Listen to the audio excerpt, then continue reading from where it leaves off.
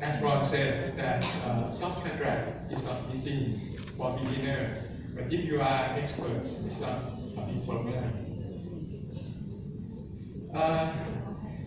There are a dozen of Phaco techniques you can choose, but most techniques depends on the nuclear disassembly, but not for the soft cataract. You cannot divide the nucleus into segments.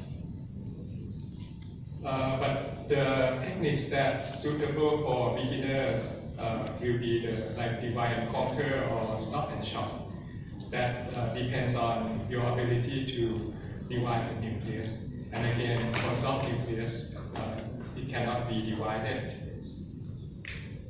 So the problems of soft cataract is the instruments will cut through the nuclear mass when you're trying to separate it. So and will be difficult to rotate. The instrument will cut through.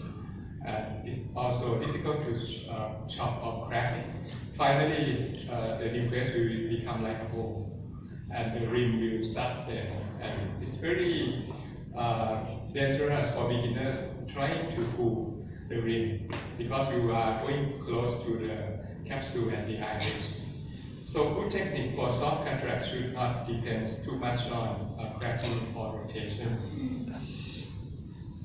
So how to tell that the lens is soft?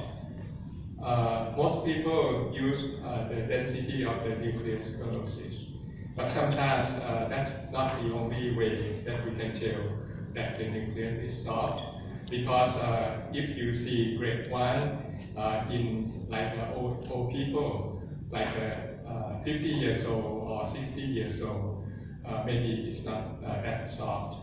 So you can sense the hardness of the lens using the SPAT test. You can use the 27 gauge hydrodissection cannula.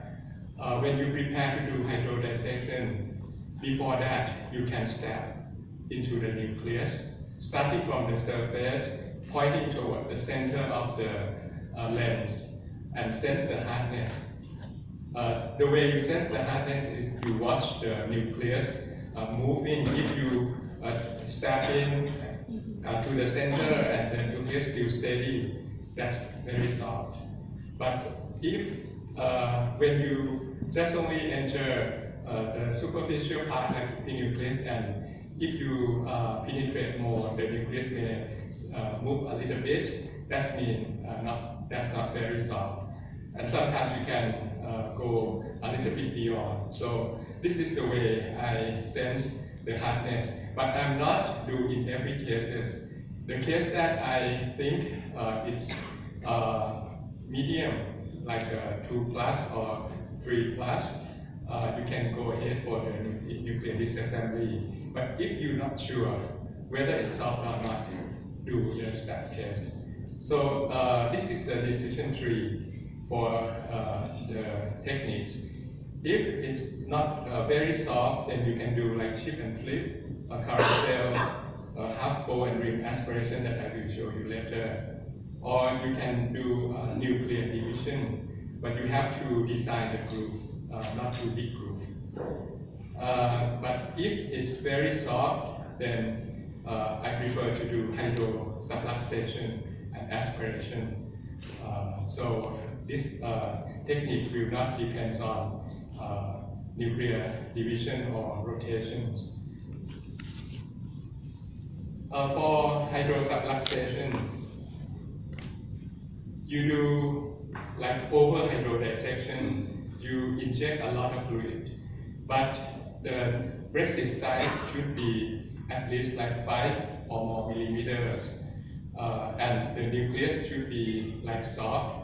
Otherwise, you can have capsular block and nuclear lifting, and then rupture the posterior capsule.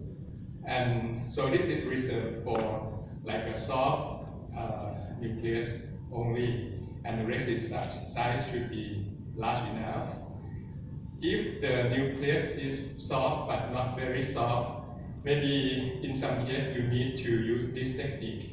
Like in loose sonu, you may want to subluxate the nucleus outside the bag and remove it over the capsular bag so it will not stress the bag and the sonu. Then you have to do a larger rexis, like 6 millimeters, and the nucleus will be subluxated without rupture the posterior capsule by the hydrodissection. This is the sense of stab test. You stab into aiming to the center depth at the center. You see no resistance. This is soft, and then you do hydrosubluxation. Inject a lot of fluid until the lens come forward. And after that, we can aspirate using Phaco tip like this. I prefer not to use too much vacuum and not too much flow. Otherwise, the nucleus will not pull toward you easily. It will break small pieces. So it's better to use lower parameter, so the followability will be better for this soft cataract. And again, also you can use second instruments to help you manage the nucleus. But in this case, I can do it by one-hand technique. To improve hydrodissection performance, like when you need to do hydrosubluxation, it's better to use smaller syringe. I use 1 ml syringe for every cases of my hydrodissection. The syringe that you used yesterday for hydrodissection, the 2 or 3 ml syringe, cannot create that much flow because the pressure inside the syringe that you can create with a bigger syringe will be lesser than the small syringe. If you go back to the knowledge when you were in high school, it's the physics, it's the hydraulic theory that the smaller syringe can create higher pressure inside the syringe. So with a higher pressure inside the syringe, you can have a higher flow. And then when you inject the fluid, the flow, jet flow of fluid can make the hydrodissection much better. But you may think that for small syringe, maybe the fluid may not enough because I use the 3 ml syringe, it's still not enough, you have to add more fluid. But if it's efficient, you don't need much fluid. Believe me, you can try. This is that test that is not very soft. As you see, when I try to puncture stab into the center, the nucleus start to move. Don't push more, otherwise you can stress the sonu until you have sonu dialysis. Just stop there. And this is also tell you that how big the nucleus will be with this. So in this case, like I do like 6 millimeter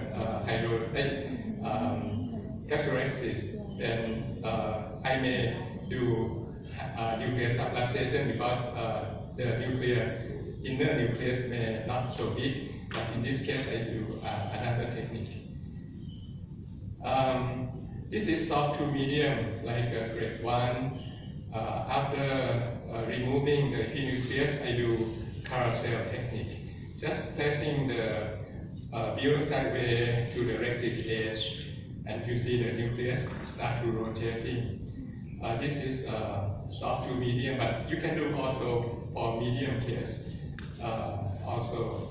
But the medium case, the nucleus may be bigger. You cannot attack at the inner size of the endonucleus. But for softer one, nucleus diameter is not so big. So 6 millimeter capsulexis, you can approach to the edge of the outer core nucleus, and you can remove very easily. The next case will be soft and loose sonu. I do Supracapsular Carousel. That means this is the step test. It's soft but not very soft, but next is large. Then I do Hydrosubluxation. And also make sure that the whole nucleus is outside the back and is in the iris plane, somewhere between, but far enough from the, I inject the viscoelastic to protect the endothelium. And then using the Phaco Pro bevel sideways and there start the carousel, supracapsular carousel. With this technique, the back still under there, you not disturb or you not press, put stress to the underlying capsular bag. Slowly do it. Otherwise, surge may sometimes bring the back outside to the port. So do it slow and use the second instrument to control. And sometimes when the nucleus gets smaller, it may flip, but it will not cause a problem because it's already small. But if it's flipped and in loose sonu and it's still large, then you may stress the sonu at that flip. So slowly make it keep the carousel to the tip, and finally all nucleus is removed.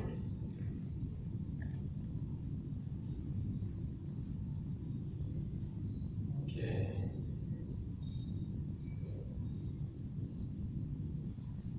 Let's move on. So this is the diagram of the carousel. You can use like clockwise or counterclockwise. It's up to your preference. This is another technique I call half bowl. Because I make a half bowl shape by sculpting, and in the side view it will become like a trench. So this is a thin pivot. When you're trying to pull at the rim, it can come out. But if you leave too thick, it cannot come out easily. So look at this.